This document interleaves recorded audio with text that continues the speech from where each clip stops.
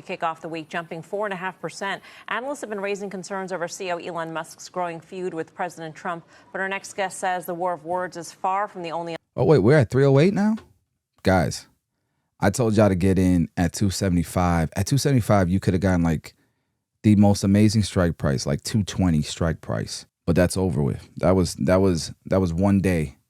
Yeah, we're at 308. Oh, we Gucci, man. I'm almost at break even. We Gucci. Ford CEO and CNBC contributor Mark Fields joins us here on set at the NASDAQ. Mark, welcome. It's great to see you in person. Thank you. For a long time, you've been a Tesla doubter, but now is a nail in the coffin in your Tesla view? hater, boy. No, absolutely not. Listen, from a short-term perspective, they face a lot of challenges. They face, declining sales. Part of that has to do with the fact that there's more competition now. 5 years ago, they didn't have a lot of competition.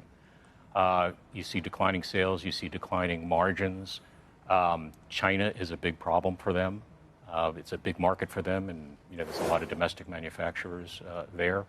So, they have a number of issues, plus, on top of wrapped all around the issues with Musk being involved with the Trump administration. That being said, they have a lot of advantages, right? They have a cost position better than the rest of the industry. Yes. They have positive margins, yes, which is better than the rest of the industry. And, they're launching the Robotaxi business, which if they get that right with they're using cameras, they can have a big cost advantage versus somebody like Waymo. And then there's robotics. So that's the way I would characterize it. Right. For a long time, we've talked about, in the bear case for Tesla, growing competition.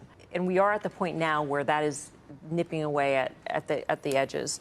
Can the big three, can other automakers actually capitalize on Tesla's woes, or is it so dispersed, those market share losses of Tesla amongst the competitors, that it's not really a win for anybody else?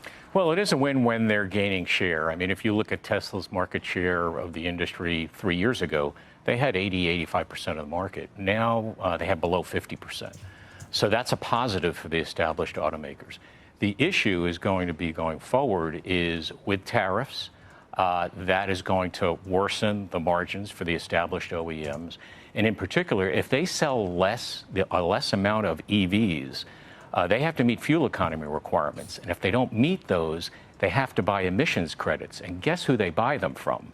They buy them from Tesla. So in effect, they help subsidize the Tesla business. But net, they're gaining, but they have to get to profitability to have profitable growth. 40 years ago, Ford was a $10.50 stock. It's a $10.50 stock today. Understanding it's had some ups and downs along the way. What's the path forward for a Ford automaker in this environment? Because they're seemingly sort of mired in no man's land. Well, that's Ford, as well as the other established automakers, are making a lot of investments in technology in their vehicles, right? Almost to make their computer on wheels. The market has never given them any credit for that. When I ran Ford, we talked about the investments we were making in autonomous vehicles, in EVs, in compute power on the vehicle. But the market tends to view established automakers as metal benders.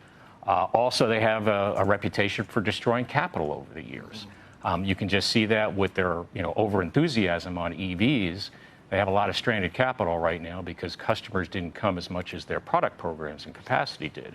So I think the path forward for folks like Ford in particular, they have great product. They have high appeal product, trucks, SUVs, making sure they double down on that. That provides a great profit stream, their parts and service business, and they can use that, as they're doing right now, to invest in EVs. They have from what I hear, they have a skunk works in California working on some innovative product. Their product appeal is really, really good. And I think that's the key for any automaker, is having fresh product. And that's one of Tesla's issues right now. Their product is aging. What? Man, this guy... All right, I think we're good. I like Tesla. I'm liking Tesla. Like, fundamentals ain't changed for me. They could lower the price, they're gonna be wrong. I'm here looking at the technicals. A lot of volume here. It's coming up. RSI looks like it's coming up. Obviously, it's in the neutral zone, but it looks like it'll cross here soon. If we look at it from the hourly perspective, same thing here. A whole lot of buying volume. A whole lot of volume. Still bear way under the 200, but it looks like it's doing a U-turn. And yeah, it crossed over the RSI, and I like it. I think we're good. He's riding around Austin. The company reportedly plans to launch its autonomous vehicle ride-hailing service in Austin next Thursday, June 12th. Now, still, a federal agency has several questions about the safety of the vehicles. KXAN's Sarah Alshab provides an update on where things stand with their investigation and shows us how far along Tesla is when it comes to testing. We want to be very careful with the first introduction of unsupervised full self-driving, meaning that the car's driving around with no one in it. Another autonomous vehicle ride-sharing service ready to hit Austin roads. We want to deliberately take it slow. I mean, we could start with 1,000 or 10,000 on day one, but I don't think that would be prudent. So we'll start with probably 10 for a week, then increase it to 20, 30, 40. Last month, Tesla CEO Elon Musk discussed plans with CNBC to launch robotaxis in Austin starting in June. Yeah, we'll probably be at 1,000 within a few months, and then we'll expand to other cities, so expand to San Francisco, California, Los Angeles. Musk himself mentioned testing already started. Just last week, he posted on X, quote, "For the past several days, Tesla has been testing self-driving Model Y cars, no one in driver's seat, on Austin public streets with no incidents. A month ahead of schedule. Next month, first self-delivery from factory to customer." What? The service reportedly Can you imagine that you buy a car and it drives to your house on its own, it delivers itself? That's so crazy. Already available for some employees. In April, Tesla's AI X account posted this video claiming that supervised ride-hailing service is live for an early set of employees in Austin and the San Francisco Bay Area. Still, some questions remain unanswered. In a letter sent to Tesla in May, the National Highway Traffic Safety Administration asked the company to explain how it plans to operate safely. Questions focused on things like crash reporting, complying with traffic safety laws, and automated responses to emergencies. NHTSA asked how the robotaxis will safely operate in low visibility, like sun glare, fog, rain, or snow. Those conditions tied to previous accidents involving the company's driver assistance software. KXAN reached out to see if NHTSA heard back. The agency told us its investigation remains open and that Tesla's response must be submitted by June 19th. Any updates will be posted in the investigation file online. Tesla may be fined up to $27,000 per day if the agency does not receive a response. At max, the administration could fine the company nearly $140 million. Still, the letter seemingly not slowing down Tesla's plans to launch in just a few days. Tesla AI posted this picture this week with the message, quote, "The future is autonomous." Sarah Alshab, KXAN News. And KXAN reached out to Tesla directly for comments. We'll update this story if we get a response. And we also want to hear from you. If you see any of the robotaxis around the city, feel free to reach out to our reported section over at KXAN.com. Well, since Tesla's announcement, we've been reaching out to state and city leaders about the robotaxi plans.